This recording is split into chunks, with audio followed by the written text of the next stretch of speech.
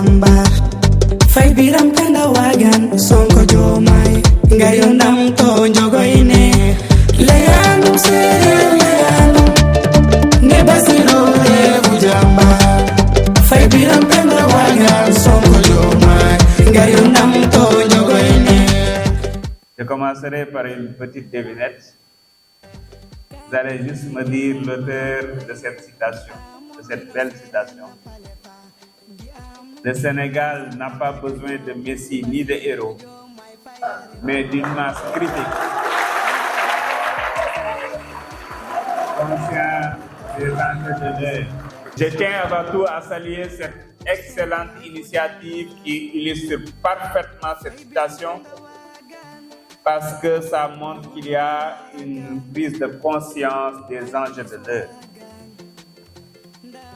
Nous voici rassemblés à Bambey, terre de bravoure et de résistance, au cœur d'un Baol riche d'une histoire jalonnée de lutte et de victoire. Avant toute chose, je m'incline avec respect devant la mémoire de nos jeunes frères et sœurs qui nous ont quittés trop tôt, tombés au nom d'un idéal de justice et de liberté. Ce sont des martyrs, oui, ce sont des martyrs dont le sacrifice ne sera jamais vain. Nous avons le devoir d'honorer leur mémoire, de perpétuer leur combat et d'incarner à chaque instant les valeurs pour lesquelles ils se sont levés. Nous pensons aussi à ces âmes fauchées dans leur élan, à ceux qui ont osé rêver d'un Sénégal meilleur et qui, en retour, ont connu la répression, la prison et l'injustice. Nous pensons aussi à ceux qui, aujourd'hui encore, portent dans leur chair et dans leur esprit les stigmates d'un combat qui fut âpre mais ô combien noble et héroïque. Ces héros n'ont jamais cédé face à l'oppression. Ils ont choisi la résistance avec détermination. L'histoire nous enseigne que la liberté a un prix. Ils l'ont payé et nous sommes prêts à le perpétuer ensemble. Nos oppresseurs ont cru que la peur nous ferait plier, que la douleur nous réduirait au silence. Mais ils ont oublié une vérité essentielle. Plus on tente d'étouffer un peuple en quête de dignité, plus il se redresse avec force, comme nous le rappelait Thomas Sankara, là où s'abat le découragement, s'élève la victoire des persévérants.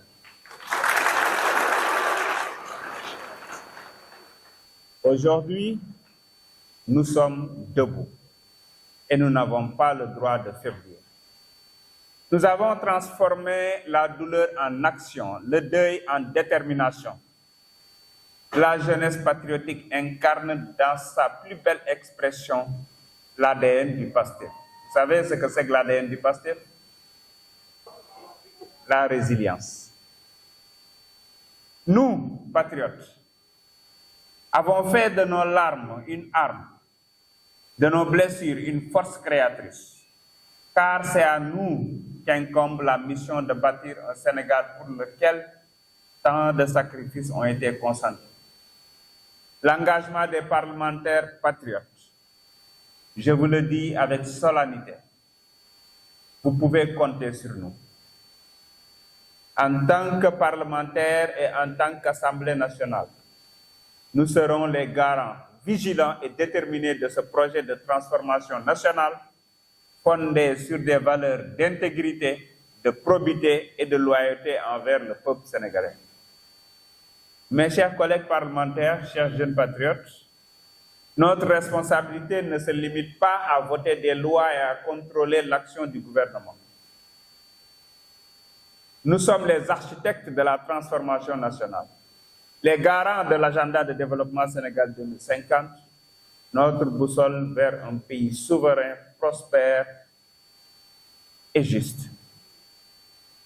Nous légiférerons pour garantir une gouvernance transparente et efficace, afin que les réformes engagées ne soient pas de simples promesses, mais des réalités palpables pour chaque citoyen. Nous accompagnerons les grandes réformes structurelles qui permettront au Sénégal de s'affranchir des dépendances économiques et de maîtriser pleinement son développement. Cela passe par une gestion souveraine de nos ressources naturelles, une industrialisation ambitieuse et un modèle économique inclusif, sans oublier l'université, les étudiants que vous êtes. Nous défendrons une vision panafricaine du développement en faisant du Sénégal le moteur d'une nouvelle dynamique régionale où les États africains coopèrent dans un cadre mutuellement bénéfique, loin des schémas d'exploitation et de domination extérieure. Nous garantirons que les aspirations du peuple restent au cœur des politiques publiques, en étant à l'écoute des préoccupations des Sénégalais et en veillant à ce que chaque réforme ait un impact réel sur leur quotidien.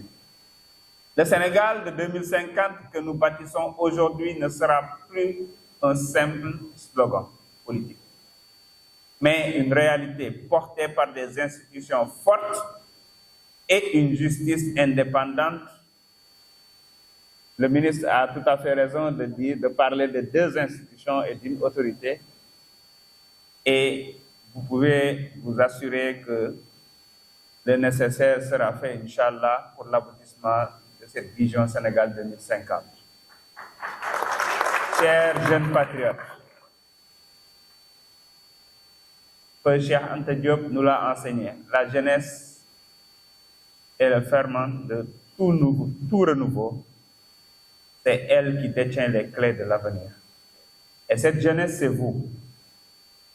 Vous êtes les héritiers d'un projet historique, les gardiens du rêve, les architectes du renouveau. Personne ne viendra bâtir notre pays à notre place. Je pense que c'est une phrase que le président Ousmane Sonko aime rappeler. C'est à nous d'agir. Mais, très chers frères et sœurs, faites confiance à nos leaders et à la justice.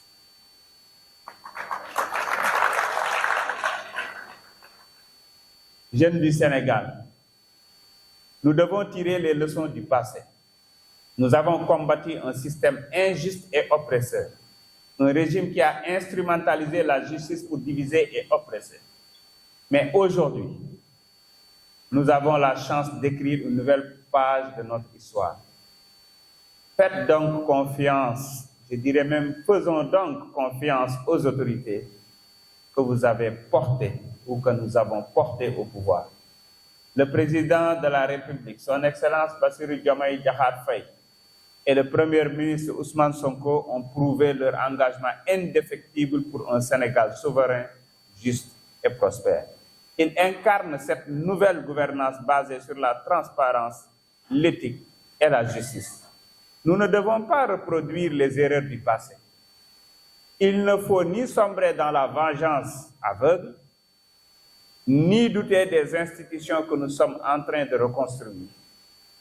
Nous devons faire donc bloc derrière nos dirigeants, car les véritables adversaires ne sont plus parmi nous, ils sont dehors, là où se nouent les intérêts contraires aux aspirations du peuple sénégalais. Comme j'ai l'habitude de le dire, fii adversaire amu fi. Tegem ba ñu nekk opposition lan leen faxas tege na le waxuma laa nag léegi ñu nekk au pouvoir xam ngeen na adversaire amu.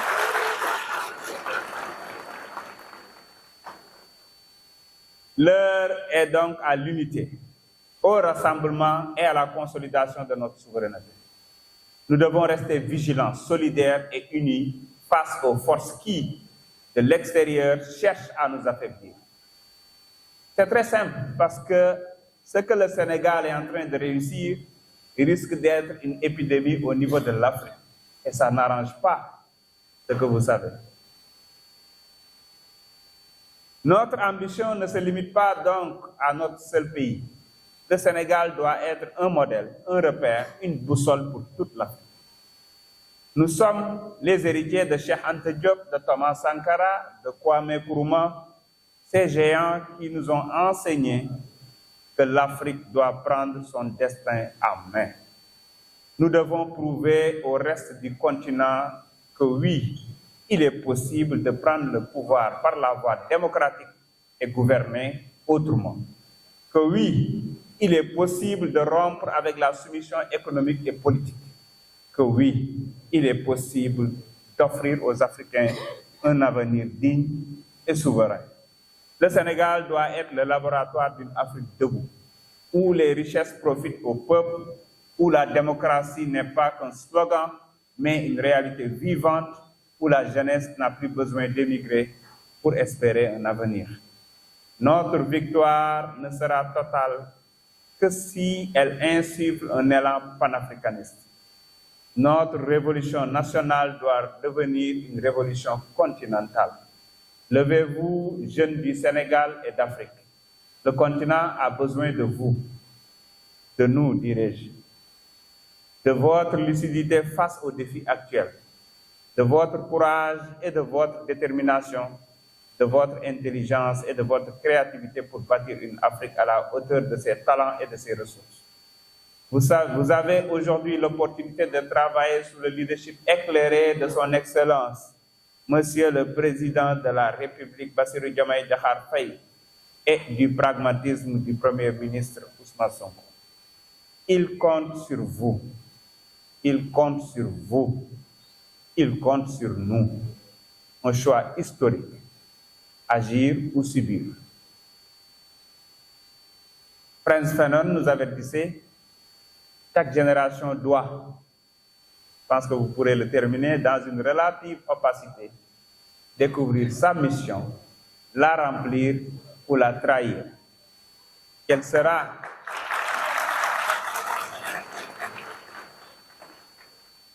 sera notre réponse?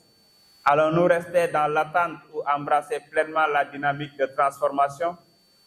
Nous sommes une génération ambitieuse, forgée par des valeurs nobles. Nous avons décidé de gouverner, c'est servir le peuple. Nous avons décidé que gouverner, c'est servir le peuple et non se servir de lui. Nous avons la conviction que le Sénégal peut se réinventer, que la démocratie peut être réelle, que la prospérité peut être partagée. Un engagement personnel, car John Fitzgerald Kennedy disait, ne demandez pas ce que votre pays peut faire pour vous, demandez-vous plutôt ce que vous pouvez faire pour votre pays. À mon tour de poser la question, qu'est-ce que vous êtes prêts à faire pour le Sénégal et pour l'Afrique? Je devine la réponse. Je devine votre réponse. Vous êtes prêts à donner le meilleur de vous-même, comme vous l'avez toujours fait. Vous êtes prêts à innover, à construire, à transformer. Mais surtout, je sais que vous êtes prêts à marcher sur les pas de nos martyrs, à garder le flambeau allumé, à assurer la victoire. Notre combat ne s'arrête pas à l'accession au pouvoir, vous le savez. Il commence maintenant. Nous avons une responsabilité historique. Bâtir un État souverain, juste et prospère et montrer au reste de l'Afrique que c'est possible. L'histoire ne donne pas de seconde chance. Nous devons réussir, nous pouvons réussir, l'avenir commence maintenant. Nous réussirons, Inch'Allah. Vive la jeunesse sénégalaise, vive la jeunesse africaine, vive le Sénégal, modèle du renouveau africain. Je vous remercie.